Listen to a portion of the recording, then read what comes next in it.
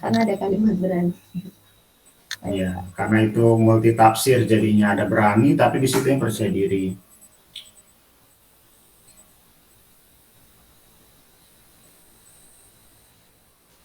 Oke, berikutnya ini nih masalah penilaiannya, ranknya. Di rapot itu tidak ada sangat baik, Bu Septi. Di rapat itu tidak ada sangat baik, Pak. Kalau untuk di rapat itu untuk sikapnya itu ada baik, cukup dan kurang, Pak. Aturannya Ada, memang Bu. gitu ya? Ada, Ibu. Ada ya, Pak ya? ABCD ada, Ibu. A itu baik. A sangat baik, B baik, C cukup, D kurang. Oh iya, Pak. Ya, jadi dicek dulu bahwa itu ranknya belum sesuai berarti ya, Bu Septi. Iya, baik, Pak. Oke, ke bawah lagi.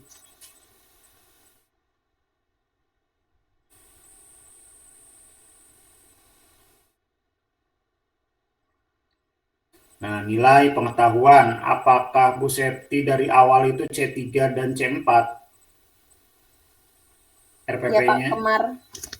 Iya, Pak, kemarin kan Bapak merevisi bahasanya tidak boleh lompat dari harus runtun ya, Pak ya, dari Iya. C1, C2, C3. Nah, untuk soalnya itu saya kalau untuk C1 dan C2 saya masih kesulitan Pak membuat soalnya seperti apa. Jadi Coba saya pengen lihat soal yang C3 seperti apa. Soal nomor 1 berarti ya. iya Pak, ini masih C3 untuk ini saya belum selesai Pak. Jadi untuk apa namanya kemarin saya membuatnya itu masih berupa ketikan ya Pak di buku tugas. Jadi saya masih orek-orek. Jadi kan saya juga masih belajar untuk kognitifnya ya Pak ya. Jadi ini hanya sementara saja seperti itu Pak. Kalau untuk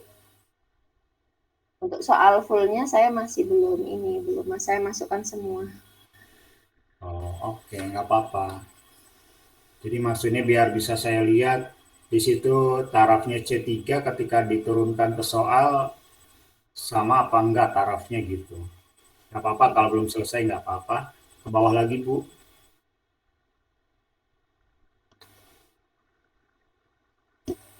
Ya Pak Ridwan, jadi saya sendiri merasa mudah ketika membuat soal itu menggunakan C3 dan C4. Untuk membuat soal C1 dan C2 itu kalimatnya Pak yang sulit. Sebutkan rangkaian gerak dalam lompat jauh.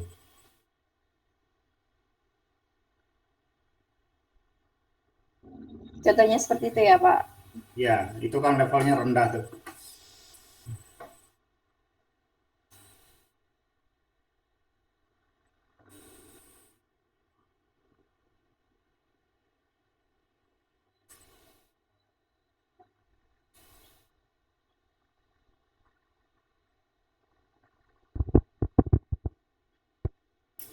Mohon izin bertanya, Pak. Silakan Pak Jar. Baik, terima kasih Pak.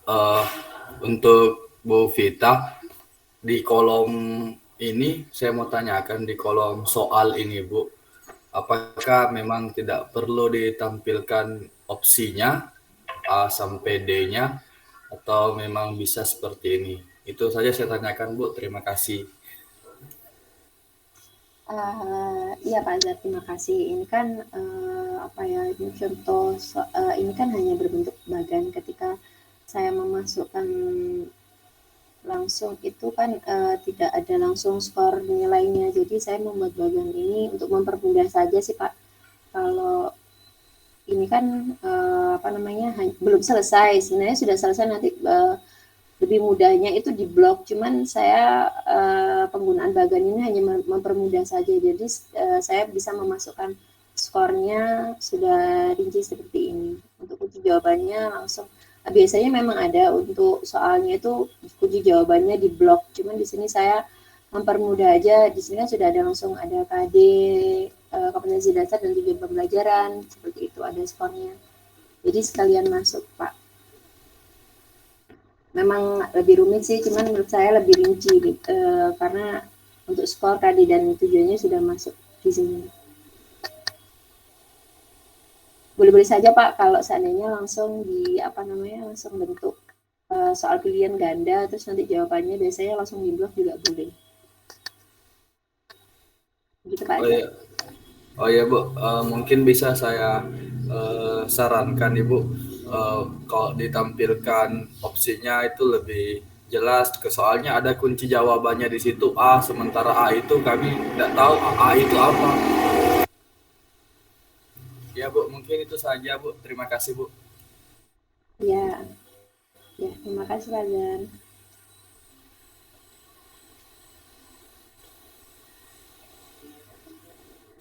Silakan yang lain. Bu Septi ingin menambahkan saja. Ya Pak.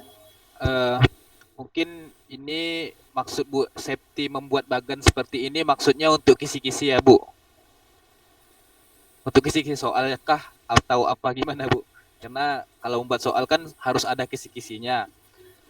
Apakah ini untuk kisi-kisi soal atau untuk rancangan buat soal biasa saja Ibu? Gimana Ibu? Ini untuk membuat soal Pak. Kalau untuk kisi-kisinya memang itu tadi saya belum selesai. Ini saya kan menggunakan format yang kemarin. Jadi saya hanya format yang kemarin saya menggunakan format yang kemarin saya copy paste dan saya membuat lebih rincinya. Sebenarnya bisa sih masuk pada kisi-kisi ya Pak ya, karena di sini kan tertuju pada pembuatannya saja. Jadi mereka tadi saya membuatnya hanya untuk lebih rinci saja seperti itu. Oke, ini alangkah lebih bagus langsung dijadikan kisi-kisi saja Ibu. Jadi kisi-kisi itu kalau kemarin yang disampaikan oleh dosen sebelumnya itu terdiri dari kolom pertama itu nomor, setelah itu ada KD, kemudian ada IPK, ada IPK soal, baru soalnya berbentuk apa, pilihan ganda atau esai, baru ada levelnya Ibu. Nah, jadi mungkin Ibu bisa langsung menambahkan kisi-kisinya saja, tidak perlu mencantumkan ini di penilaian pengetahuan. Oke, kemudian saya mau bertanya Pak Ridwan. Pak Ridwan izin bertanya juga ke Bapak. Silakan. Itu Pak, di penilaian sikap kemarin kami juga membuat penilaian seperti apa yang kami tampilkan di EPK. Apa yang kami tampilkan di PPK, maksud saya ada 8 itu yang di PPK kan. Namun kemarin dapat saran dari Bu Farida, katanya untuk sikap di mata pelajaran selain mulok dan agama itu hanya membuat itu saja Pak, membuat penilaian sikapnya hanya membuat jurnal Pak, jurnal atau catatan apa-apa dalam pembelajaran itu, apa-apa yang muncul sikapnya, ada yang lagi main atau tidak serius, itu hanya membuat jurnal seperti itu saja Pak. Jadi bagaimana menurut Bapak, apakah kami mesti mengikuti yang tadi sesuai dengan IPK atau hanya berbentuk laporan tadi Pak, jurnal? Karena memang pendapat Bu Farida kemarin, penjas itu yang menjadi penentu nilai sikap mereka itu mata pelajaran PPKN dan agama saja. Gimana Pak menurut Bapak? Terima kasih Pak. Oke, terima kasih Pak Hasan.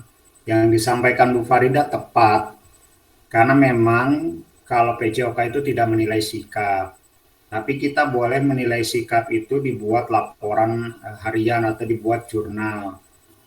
Nah, kalau PJOK itu penilaiannya hanya ada 2, kognitif dan keterampilan. atau psikomotor. Jadi tidak menilai sikap, tapi kita boleh membuat sikap.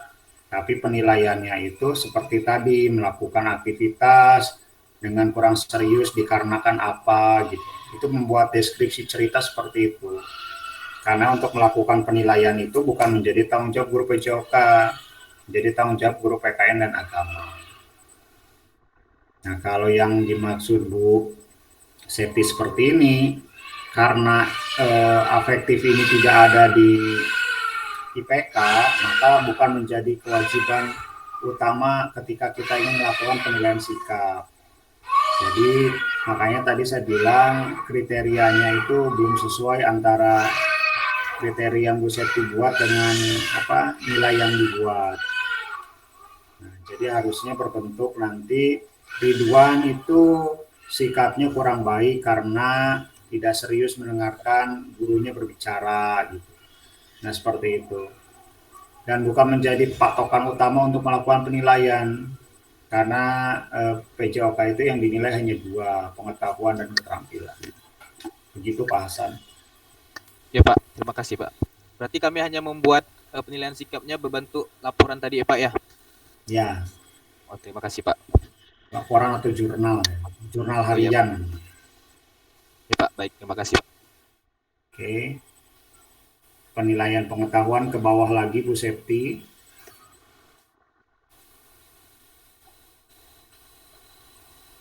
Nah, ini yang paling saya senang itu yang keterampilan. Ya, karena tadi Bu Septi cerita bahan ajar saja saya banyak masih bingung kalau daring ini. Yang dinilai itu pengetahuan apa keterampilan. Ya, dua-duanya yang dinilai. Karena PJOK itu sekali lagi dinilainya 2, pengetahuan dan keterampilan. Oke, sekarang materinya adalah lompat jauh.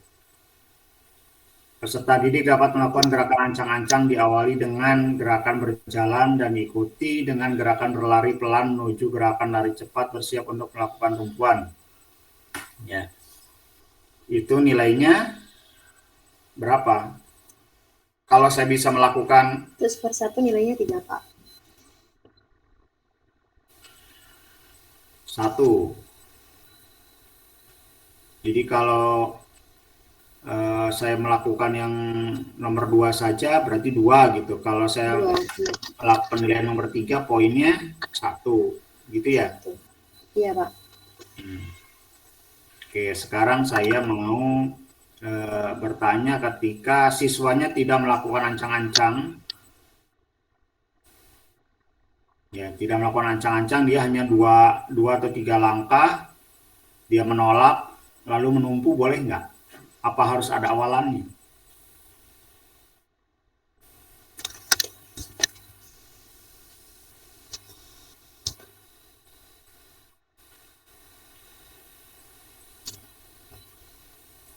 Awalannya itu kan tadi berjalan ya Pak ya, berlari pelan dulu, baru berlari cepat. Awalannya langsung menumpu itu belum ya Pak? Belum Pak. Ya. Bu Septi, di dunia atletik itu ada yang namanya awalan, tolakan, melayang di udara sama mendarat ya, seperti itu. Iya Pak. Nah, karena materinya adalah tentang awalan saja yang dinilai. Berarti anak itu tidak harus lompat dong. Atau harus lompat?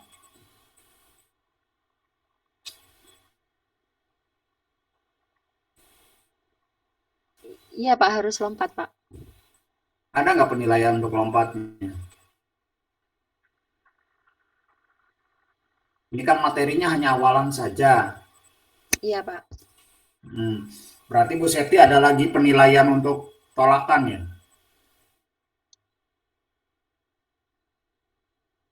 Untuk tolakannya ada sendiri Pak. Itu pertemuan yang lain atau pertemuan ini? Untuk ini kan saya menggunakan 2 JP Pak. Tapi jadi gini, kalau untuk penskoran penilaiannya itu kan saya menggunakan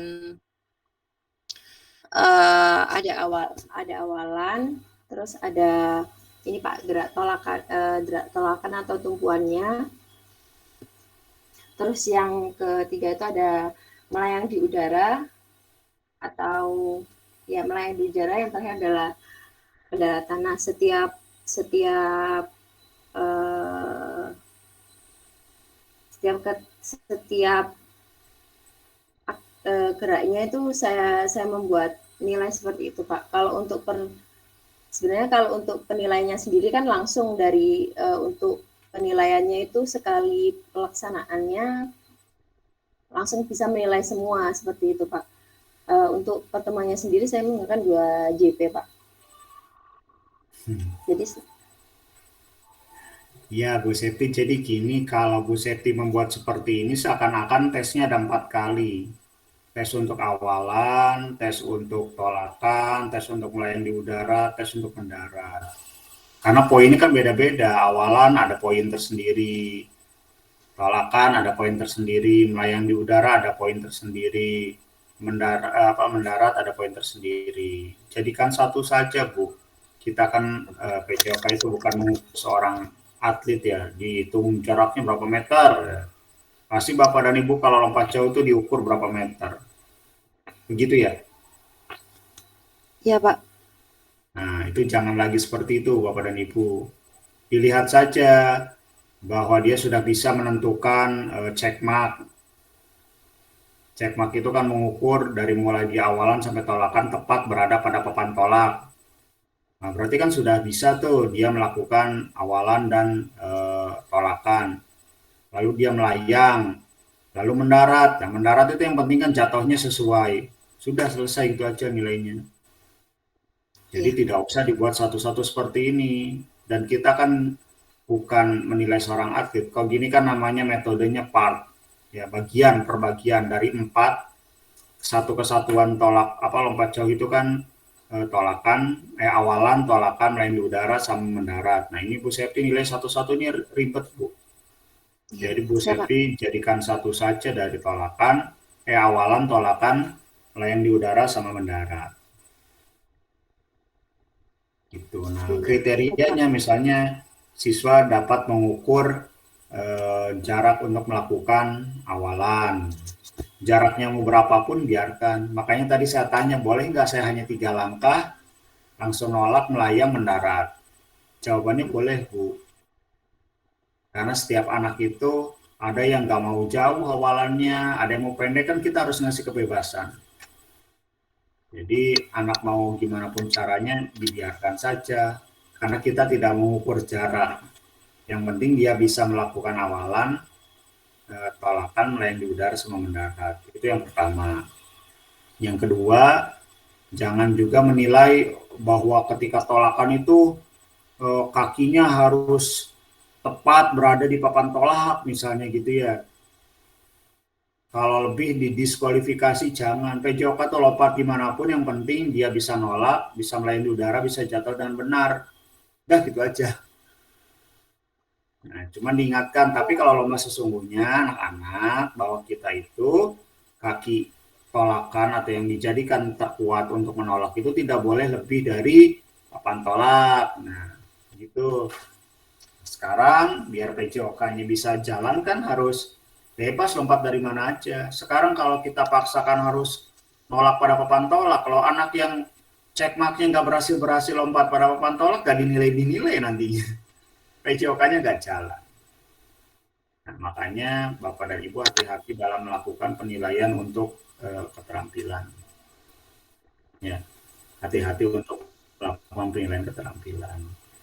Nah, jadi dalam penskorannya juga, ya alhamdulillah sudah bisa seperti ini ya. Nah, khawatirnya gini Bu, Bapak, ada orang yang melakukan tolakannya bagus, awalannya bagus. Setelah itu tolakannya dia nggak ke atas, tapi malah ke depan. Ya akhirnya dia jatuh, yang jatuh pertama adalah tangannya, ya bukan kakinya.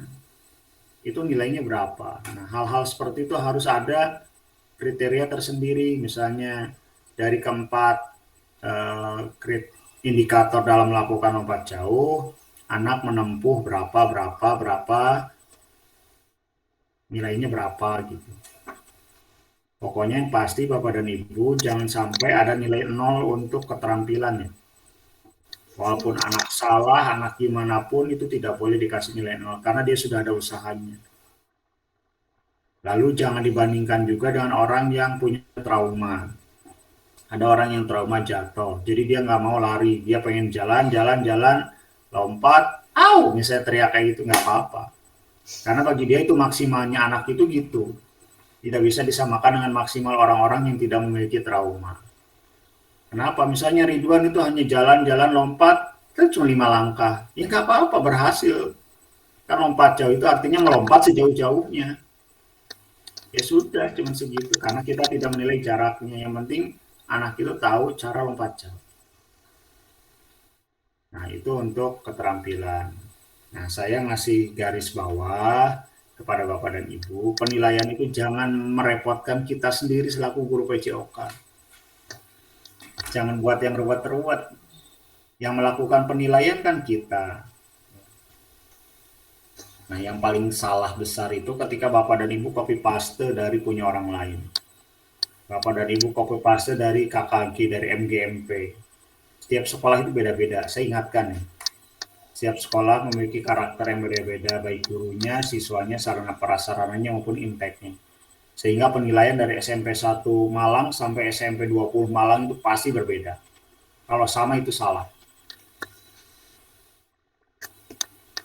Jadi Bapak dan Ibu ya buat sendiri aja, orang Bapak Ibu sendiri kok gurunya. Yang penting mematuhi rambu-rambu dalam membuat kriteria penilaian.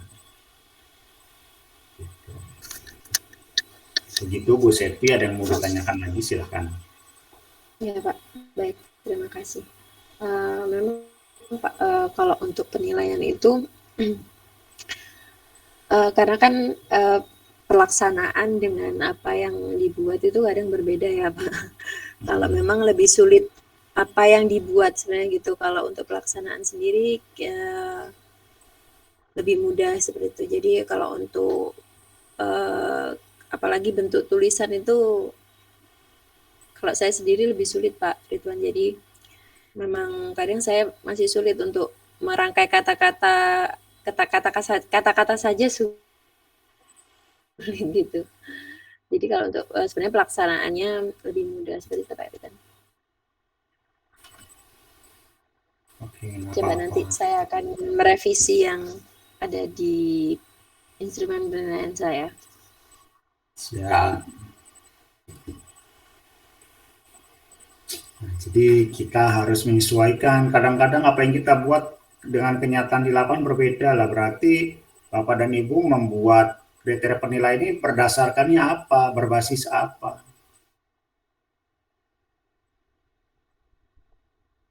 Jadi harus ada landasannya. Penilaian saya segini. Makanya kemarin itu saya tuh heran kalau disuruh KKM 70 pasti mesti pas 70. Kalau saya itu suka melawan arus. Semua KKM-nya 70, saya buat 71 sendiri. Yang menentukan KKM itu siapa? Kita guru loh, bukan sekolah. Karena kita hafal tentang keadaan PJOK di sekolah, ya guru PJOK, bukan guru yang lain. Jadi kalau sudah ditentukan KKM 70, kita buat hitung-hitungan biar pas KKM 70. Nggak gitu, Bapak dan Ibu. Bisa saja tahun ini kelas 7 KKM-nya 70. Tahun depan bisa saja jadi 73. Kan SDM-nya beda-beda antara tahun ini dan tahun depan. Masa sama terus? Nah, itu Bapak dan Ibu dalam melakukan penentuan KKM juga hati-hati. Nah, apalagi penilaian. Ya, sekali lagi saya ingatkan jangan sampai penilaian ini sama antara sekolah satu dan sekolah yang lain. Bapak dan Ibu yang membuatnya. Jadi kadang-kadang kita lupa bahwa PJOK itu mengedepankannya prestasi. Berapa meter? Waktunya berapa? Prestasi dalam PJOK tidak seperti itu. Asalnya nggak bisa, jadi sedikit bisa, jadi agak bisa itu prestasi. Asalnya nggak mau bergerak, jadi mau bergerak itu prestasi. Asalnya berteriak, sekarang jadi sangat teriak karena senang, kegirangan dan PJOK itu prestasi. Passing menggunakan kaki bagian dalam yang biasanya menggunakan ujung kaki, sekarang sudah bisa menggunakan passing kaki bagian dalam. Itu prestasi. Bukan dilihat banyaknya, berapa jauhnya. Tidak seperti itu kejauhan. Ya, hati-hati Bapak dan Ibu ketika melakukan tes. Misalnya gitu. Zigzag, dribbling bawa bola, melewati zigzag, lingkaran gini-gini, ya keliru juga Bapak dan Ibu.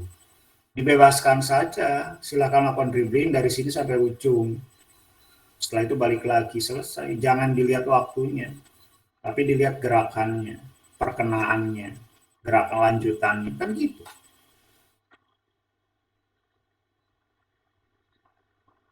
Ya, ini berbagi pengalaman Bapak dan Ibu dalam melakukan penilaian. Selama kita mampu, ya mampu. Dibuat mudah saja Bapak dan Ibu. Kalau Bapak dan Ibu terlalu idealis, tinggi, dan sebagainya, ya Bapak Ibu juga ruwet nanti melakukan penilaiannya. Kan yang melakukan penilaian kita juga. Yang penting ketika diminta data, kita punya. Gimana ini Pak Ridwan ngajarnya, dari mana ini nilai anak kok 80, dari mana dia 70, ini loh kriterianya. Bahwa nilai 70 itu ketika dia seperti ini, 80 itu ketika dia seperti ini. Ada landasannya.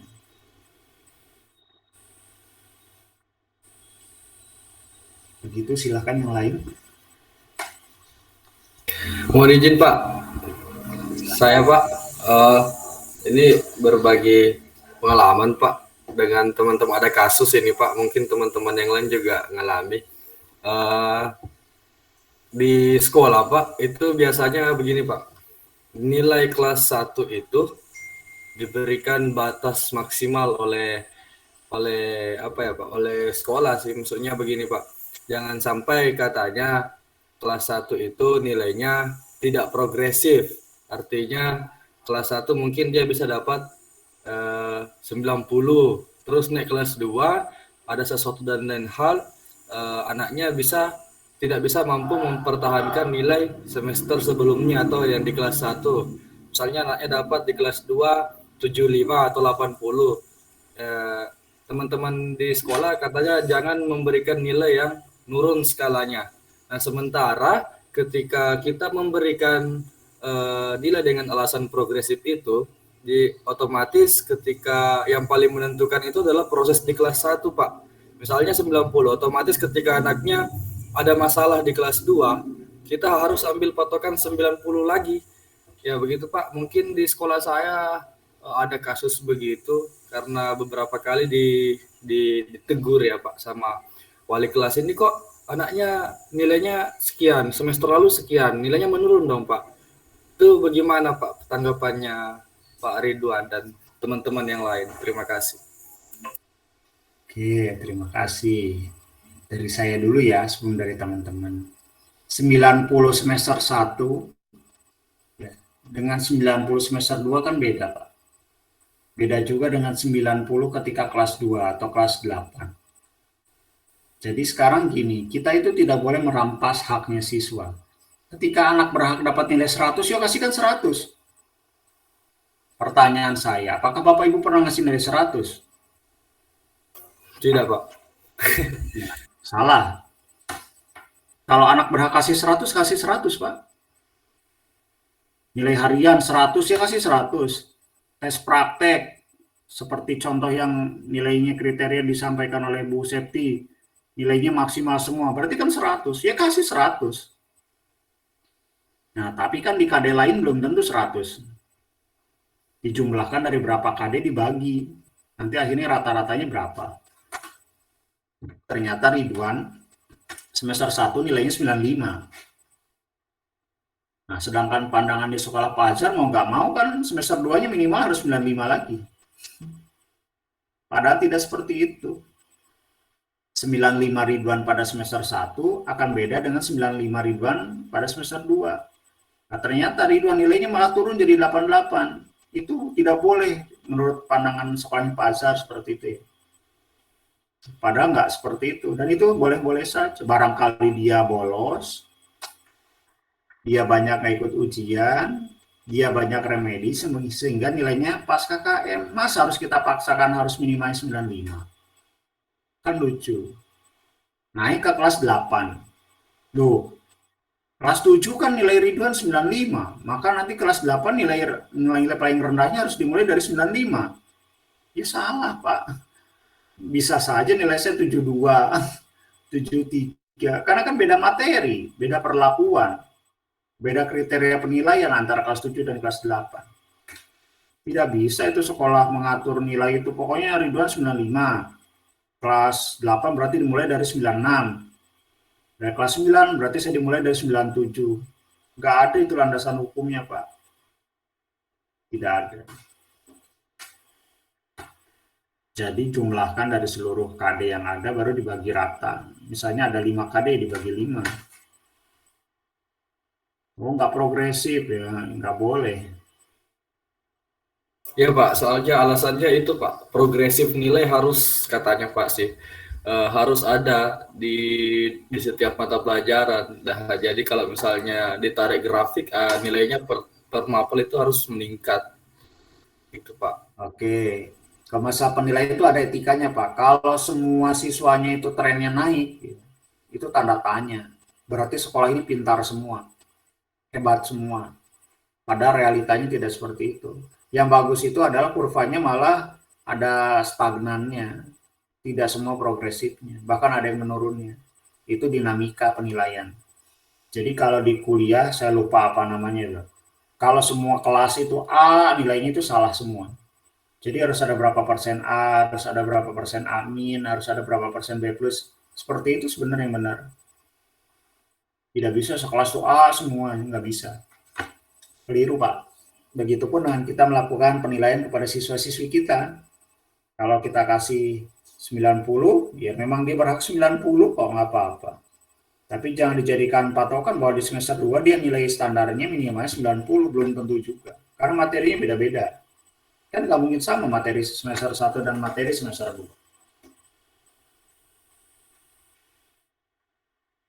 Begitu Pak Azhar. Ya baik Pak, terima kasih jawabannya Pak. Mungkin besok-besok kalau misalnya ada kejadian seperti itu lagi, ada yang disampaikan saya bisa berargumen Pak. Terima kasih Pak. Oke, sama-sama. Silakan yang lain.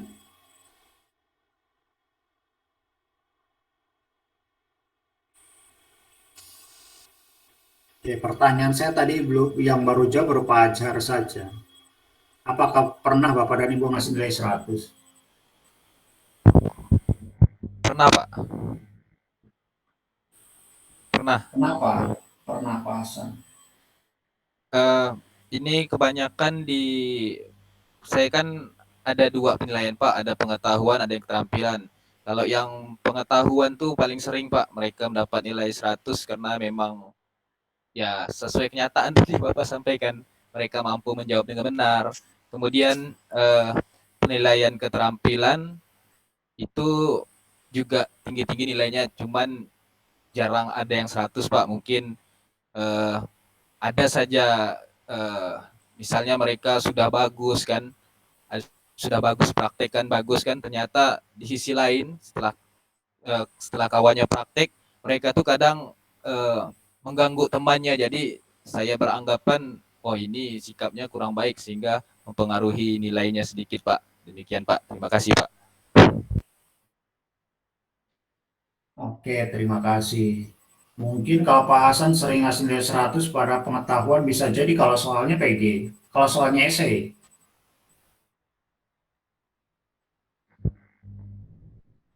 Ya sesuai itulah Pak. Emang saya sering mengasih yang PG Pak, jarang yang esai Pak, karena seperti Bapak sampai tadi, kita yang melakukan penilaian tidak usah merepotkan diri sendiri Pak. Jadi kebanyakan emang saya mengasihnya penilaian berbentuk PG Pak. Kalau esai mungkin saya melihat lagi Pak, apakah jawabannya itu mengena, walaupun tidak sama seperti penjawaban, tapi maksud dan tujuannya sama, tetap akan saya benarkan Pak, walaupun kata-katanya menggunakan kata-kata bahasa mereka yang tidak baku.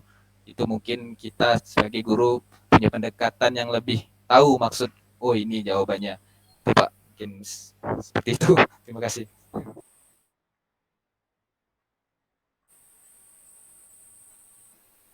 Silakan. Kok ngelamun? Ada yang bertanyakan lagi? Saya Arif, bertanya, silakan. saya bertanya lagi Pak. Oh boleh Pak Hasan. Oh, ya, yang masalah bahan ajar tadi Pak, yang masalah bahan ajar Pak Arif tadi, eh, di template yang Pak Taufik bagikan di kegiatan penutup itu kan ada tes formatif dan tes akhir, tes sumatif. Nah, saya tadi di Pak Arif belum melihat yang tes sumatifnya bagaimana Pak? Apakah hanya satu kali tes saja? Ada formatif, sumatif langsung, tidak ada formatif bagaimana Pak? Seandainya formatifnya dibuat, apakah itu mesti sesuai dengan IPK-nya juga Pak? Harus bertingkat dari tingkat level kognitifnya Pak, gimana Pak? Oke, tes formatif itu apa Pak Hasan? Tes proses Pak, proses pembelajaran Kalau tes bisa sumatif, dilakukan sumatif tes akhir Pak. Setelah boleh nggak kalau kita menilainya hanya tes formatif saja tanpa tes sumatif? Ataupun apakah boleh kita tesnya hanya tes sumatif aja tanpa tes formatif, begitu ya? ya, Oke. Lah, jawabannya adalah disesuaikan dengan kebutuhannya Pak. Kalau Bapak ingin melihat sejauh mana apa yang kita sampaikan ini dampaknya, terima apa nggak sama siswanya, ya harus ada formatif, karena ini dinilai prosesnya. Bisa jadi seorang Ridwan, dia bisa mampu melakukan gerakan roll depan. Tapi pada saat tes sumatif, dia sakit Pak. Sehingga gerakannya nggak maksimal. Jadi nilainya kelewat sama yang lain. Nah, kita nggak boleh menilai itu dari tes sumatifnya saja. Harus dilihat dari tes formatifnya juga. Contoh, Ridwan nggak pernah sekolah, Pak. Pak Hasan sebagai guru PJOK, karena Ridwan seorang atlet. Jadi pada saat ujian, Ridwan ternyata bisa sekolah. Pas kebenaran tidak ada latihan, tidak ada lomba. Saya ikut ujian praktek, Pak. Melakukan gerakan roll depan, saya sempurna. Apakah gerakan sempurnanya saya itu sama dengan gerakan sempurnanya siswa yang lain yang bukan atlet? Enak banget ya Ridwan. Hanya sekali ujian, dia nilainya sama dengan orang yang bersusah payah 15 pertemuan, bahkan lebih untuk bisa melakukan gerakan roll depan. Jadi kalau saya, ini saya pribadi, saya itu dinilai pasti dari prosesnya. Saya pribadi loh ya. Kenapa? Karena kalau udah prosesnya bagus, hasilnya walaupun belum tentu bagus, tapi dia sudah ada usahanya. Ada orang yang mengadakan keberuntungan kalau menggunakan PQ. Malas mikir, tak jawab aja semuanya A semua. Lah ternyata jawabannya benar semua, Pak. Prosesnya kan nggak dapat, tapi hasilnya dia luar biasa. Nah, di sini nggak adil, Pak. Makanya kan suka tebak-tebakan orang yang beruntung, aduh, jawabannya apa ya? A, B, C, D, C, B, A, B, C, D. Kayak gitu, orang-orang kadang dibuat kayak gitu. Ternyata nilainya benar semua, lebih besar. Nah, sedangkan orang yang prosesnya bagus, ternyata nilainya lebih kecil. Nah, kan nggak adil. Jadi kalau saya pribadi, ya pasti ya, akan ada tes formatif. Dan tes formatif itu perlu, seperti yang saya bilang. Kalau memang satu pertemuan, maka di terakhir, jam terakhir itu kan harus ada post test nih, harus ada tes akhir nih. Jadi mau nggak mau, tes sumatif itu pasti ada. Ya, kalau tes formatif itu kita bisa buat lembar observasi saja. Oh, Ridwan seperti ini tandai, ya ini gerakannya tandai. Kan kita bisa mengawasi ketika siswa kita melakukan instruksi arahan dari kita nilai saja langsung. Nah, dari situ juga kelihatan. Jadi sekali lagi, kalau hal seperti itu sesuaikan dengan kebutuhannya. Begitu Pak Hasan. ya, ya, Pak. Tadi Pak Arif sudah sampaikan belum Pak Arif? Yang tes sumatif formatifnya apakah sudah ada Pak Arif? Video Pak Arif tadi di bahan ajar.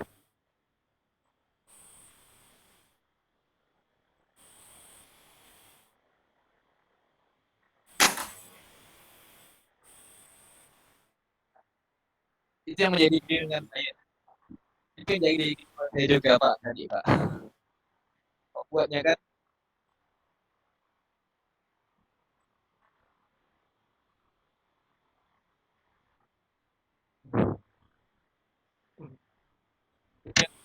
kan tadi saya bingungkan ya Pak ya, kan harus menyesuaikan dengan template yang Pak Taufik bagikan kan, karena kita buatnya harus ideal ya Pak ya, harus ya kan, kan banyak dari template-nya kan. Saya lihat punya Pak Arif hanya tes formatif, tidak ada sumatifnya kan, jadi saya bertanya apakah boleh seperti itu atau tidak. Ternyata kata Pak Iwan sesuaikan dengan kebutuhan. Ya udahlah, berarti dua-duanya. Terima kasih Pak Arif juga. Ya. Nah, maka dari itu, jangan menyusahkan diri kita sendiri, saya udah bilang. Kalau buat soal, jangan menyusahkan diri kita sendiri. Soalnya cukup 3, 5, ya nggak apa-apa, nggak harus 10. Akhirnya kan kerepotan, kita buat soal pusing ya. Kita guru aja juga pusing buat soalnya, apalagi siswanya yang ngerjakan. Silakan Pak Arif mau bertanya tadi, silakan.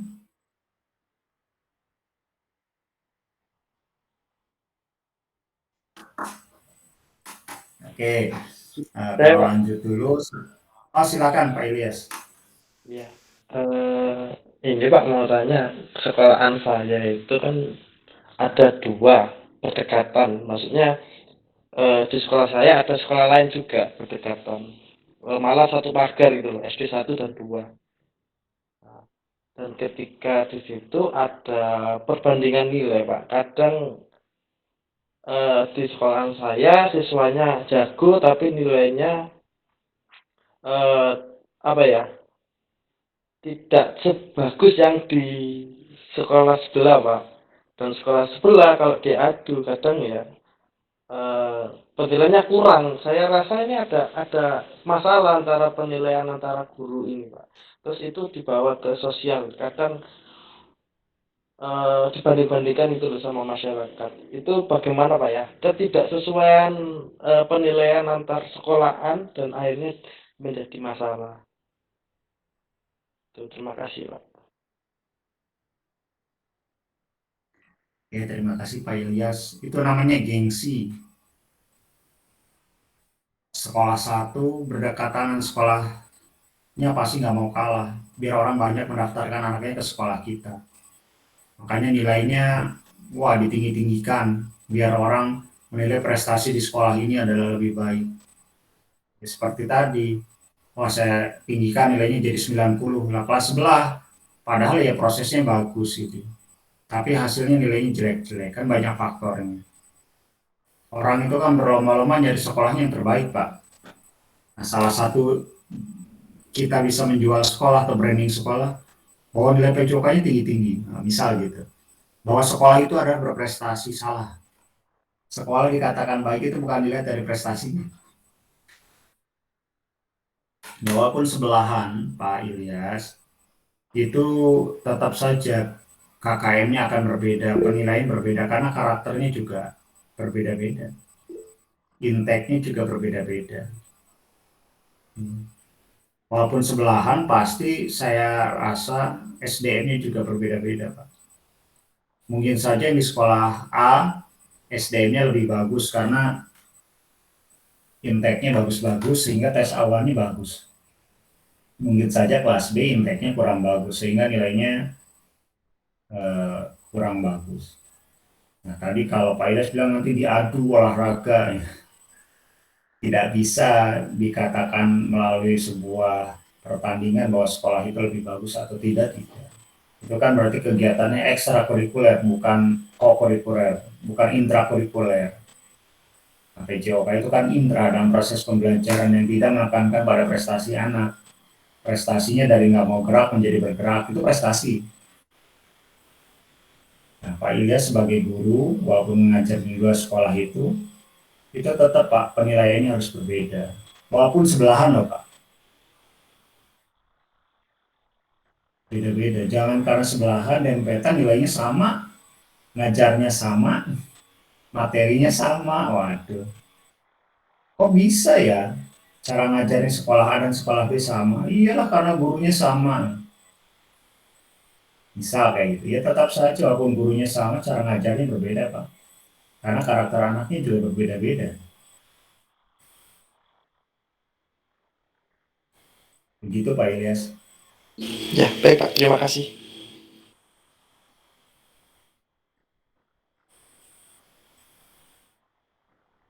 Oke, kalau tidak ada, Bapak dan Ibu, berikutnya untuk masalah penilaian. Bapak dan Ibu tuh harus transparan kepada siswa-siswi di sekolah. Ketika sudah selesai pertemuan satu, materinya sepak bola, ya kan Bapak Ibu melakukan penilaian tuh di jam terakhir. Umumkan, Ridwan nilainya segini, Andi segini, Lala segini. Sehingga anak tahu, oh dengan hasil seperti itu saya baru bisa mencapai sejauh ini. Sehingga anak akan timbul motivasi untuk belajar kembali. Jadi jangan ada nilai nggak pernah disebutkan ke anak, tahu-tahu jadi aja nilainya, nah itu salah. Bapak dan Ibu tidak boleh seperti itu. Setiap kali melakukan penilaian, Bapak dan Ibu harus dikasih tahu kepada siswa-siswi. Disitulah transparansi seorang guru kepada siswanya. Dan harus seperti itu Bapak dan Ibu. Setiap ada nilai apapun, itu diberitahukan kepada siswanya. Kenapa? Agar siswanya bisa bercermin, ternyata selama saya sudah bekerja keras sejauh ini, hasilnya baru segini. Sehingga anak akan belajar lagi, melakukan lagi di rumah, mungkin dia akan melakukan literasi, tanya ke teman, ke orang tua, ke gurunya. Nah, itu kan menjadi dampak yang positif akhirnya ketika kita transparan.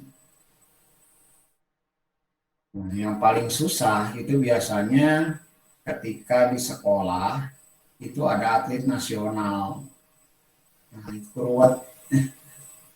Tapi sebenarnya nggak ruwet Bapak dan Ibu. Kalau yang atlet nasional ya sudah dihargai saja prestasi di luarnya. Walaupun atlet nasional kan harus tetap mendapatkan pendidikan, mendapatkan pengajaran. Nggak bisa mentah-mentah atlet nasional dia nggak sekolah gitu. Nggak bisa. Mau jadi apa kalau nggak sekolah atlet nasional? Nah, tetap saja Bapak dan Ibu berikan nilai yang maksimal untuk atlet nasional karena dia sudah membawa nama harum kota kabupatennya, provinsinya, atau bahkan kampusnya, atau bahkan negaranya. Hal-hal seperti itu Bapak Ibu nggak usah mikir panjang, kasih nilai yang maksimal. Iya, Pak Ridwan, maaf memotong. Silakan. Iya, ini Pak, pengalaman saya Pak, untuk siswa saya yang berprestasi itu, kalau tidak salah itu 2019 tahun lalu, sekarang anaknya sudah lulus ya Pak.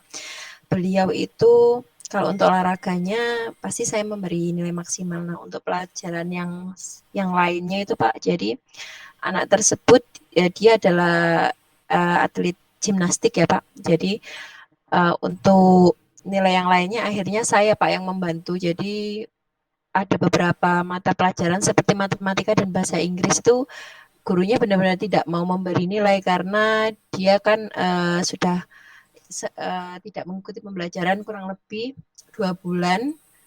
Akhirnya tidak ada nilai sama sekali seperti itu. Jadi akhirnya kemarin dulu itu saya membantu dia untuk merayu guru mapelnya untuk bisa naik kelas seperti itu Pak. Padahal dia sudah pada ajang Forkos. Jadi menurut saya beban juga ya Pak ketika kita sebagai guru olahraga siswanya berprestasi sampai dengan memang berbeda dengan pelajaran yang lain yang dilombakan olahraga itu biasanya itu loh Pak, karantinanya juga terlalu lama jadi meninggalkan sekolah seperti itu Pak Ridwan. Oke, terima kasih Bu Septi dan bapak-bapak yang lain.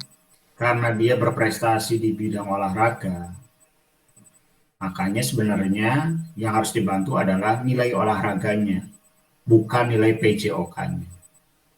Dan Bu Septi tadi salah menyebut kita sebagai guru olahraga. Kita itu sebagai guru PJOK, bukan guru olahraga. Nah, ketika Bu Septi juga sebagai pelatih ya di sekolah tersebut, berarti kan status Bu Septi sebagai guru olahraganya. Kan ada tuh nilai ekstrakurikuler ya. Karena dia atlet gimnastik, maka nilai ekstrakurikulernya pasti tinggi dong. Nah, itu yang paling tinggi.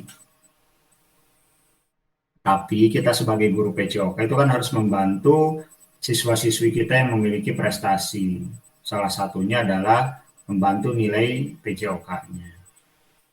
Tetapi ada 2 mata pelajaran yang tidak membantu sehingga siswa tersebut termasuk orang yang bermasalah dalam kenaikan kelasnya. Nah, harusnya sekolah punya kebijakan. Dia kan ikut lomba juga membawa nama harum sekolahnya.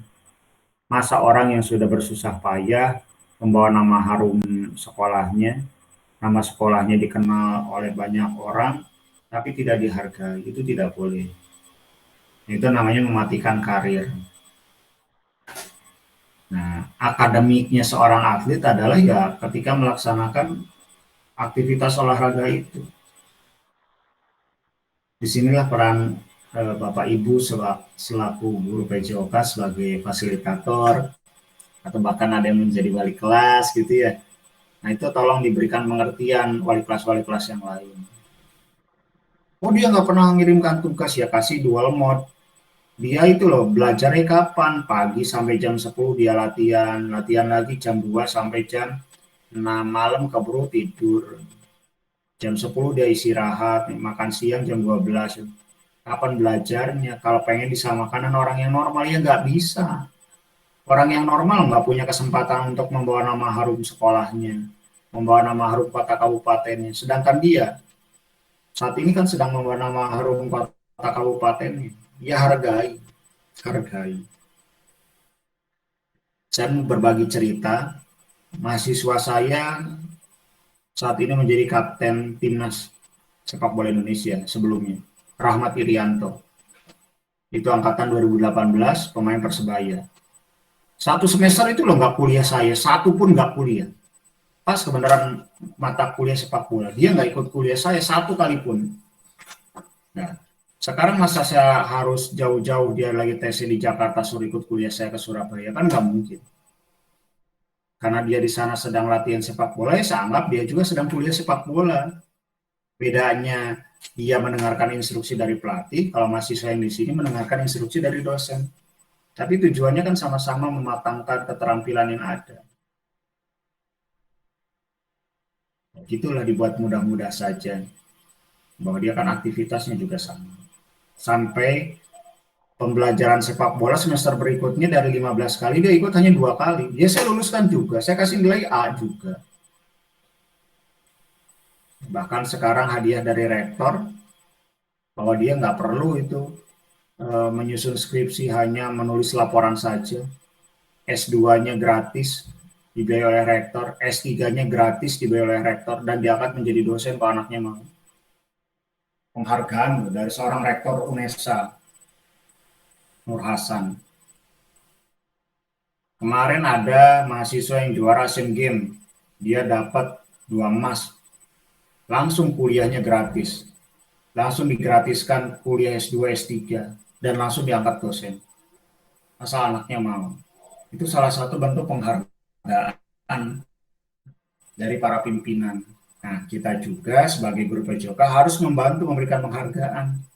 Dia berprestasinya mungkin di bidang olahraga, yang lain di bidang matematika, di bidang agama, di bidang bahasa. Ya sama, mereka juga sama-sama berjuang untuk dirinya sendiri, keluarganya, sekolahnya, kota kabupatennya, provinsinya, negaranya. Mereka kan banyak berkorban. Nah, hal-hal seperti itu kita harus peka, ya, harus peduli bahwa kita harus saling membantu. Jadi, Bapak dan Ibu dalam memberikan penilaian, hal-hal seperti itu sifatnya fleksibel. Begitu, Bu Septi. Baik Pak, terima kasih. Oke, ada lagi?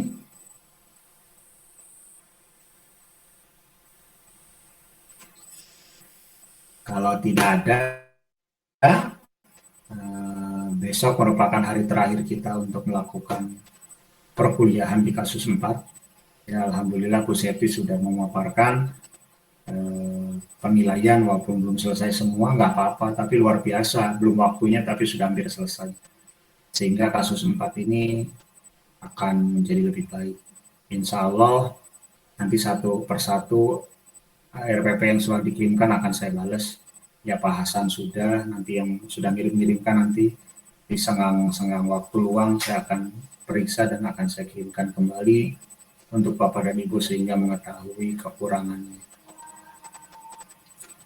Bapak dan Ibu yang saya hormati, sebelum mengakhiri perkuliahan ini, saya mengingatkan kepada Pak Ilyas dan Pak Edi ya, itu terlambatnya keterlaluan waktunya. Jadi mohon diperhatikan waktu kedatangannya. Karena Bapak dan Ibu sepakatnya 18.30, tadi saya mulai hanya 2 orang. Ya, saya mulai 18.30. Karena kan Bapak dan Ibu yang menyepakati 18.30. Jadi tolong lebih menghargai waktu. Saya sudah bilang dari awal, waktu itu yang ngatur adalah kita. Waktu yang ngatur adalah kita. Kalau Bapak Ibu nggak mampu 18.30, ya lebihkan, jangan 18.30. 18.40, silahkan, saya kan fleksibel orangnya. Yang penting sepakat antara mahasiswa dan dosen. Kenapa saya bilang gini, Pak Ilyas dan Pak Edi nggak mendapatkan apa yang didapatkan oleh teman-teman berempat tadi. Kaitannya dengan bahan ajar, kan nggak dapat ilmunya yang disampaikan oleh Pak Arief tadi. Nggak tahu masukan untuk Pak Arief apa aja kan, Pak Ilyas dan Pak Edi nggak tahu. Nanti khawatirnya ketika Pak Ilyas dan Pak Edi menyusun bahan ajar itu nggak tahu ilmunya. Itu seperti itu, makanya mohon hati-hati dalam mengatur waktunya. Hati-hati. Itu sebagai pengingat saya, sebagai perhatian saya pada siswa-siswa saya khususnya. Karena itu akan berdampak buat Bapak Ibu sendiri. Karena untuk bagi saya tidak ada untungnya, tidak ada ruginya. Ruginya kalau saya tidak mengingatkan, itu akan rugi. Karena selama hal itu kebaikan, ya ingatkan, luruskan. Itu untuk Pak Ilyas dan Pak Edi. Nah, alhamdulillah Bapak dan Ibu hari ini sudah luar biasa. Besok saya ingin Pak Azhar dan Pak Taufik yang menyampaikan evaluasi penilaian. Siapa? Pak Taufik dan Pak Azhar bisa semampunya dulu. Nobody's perfect. Gak ada yang sempurna. Yang sempurna adalah berdasarkan kemauan kita. Biarkan salah juga, ini tempat kita untuk belajar. Dan saya nggak pernah marah, malah saya senang kalau Bapak Ibu salah sekarang. Daripada nanti setelah lulus PPG ini Bapak dan Ibu masih salah. Wah, itu kebangetan. Jadi salahnya sekarang ini nggak apa. Ya namanya juga orang belajar ya. Itu dari saya Bapak dan Ibu. Terima kasih. Ini sudah 1 jam 39 menit. Ini sudah cukup bagi saya untuk bisa mengakhiri pertemuan kita pada hari ini. Mudah-mudahan besok Bapak dan Ibu dalam keadaan yang lebih sehat, lebih siap, sehingga bisa menampilkan apa yang menjadi harapan Bapak dan Ibu khususnya terkait evaluasi penilaian. Begitu Bapak dan Ibu yang saya hormati. Pak Edi silakan mau bertanya, sudah resen. Iya, siap Pak. Siap, terima kasih atas kesempatannya. Enggak bertanya Pak.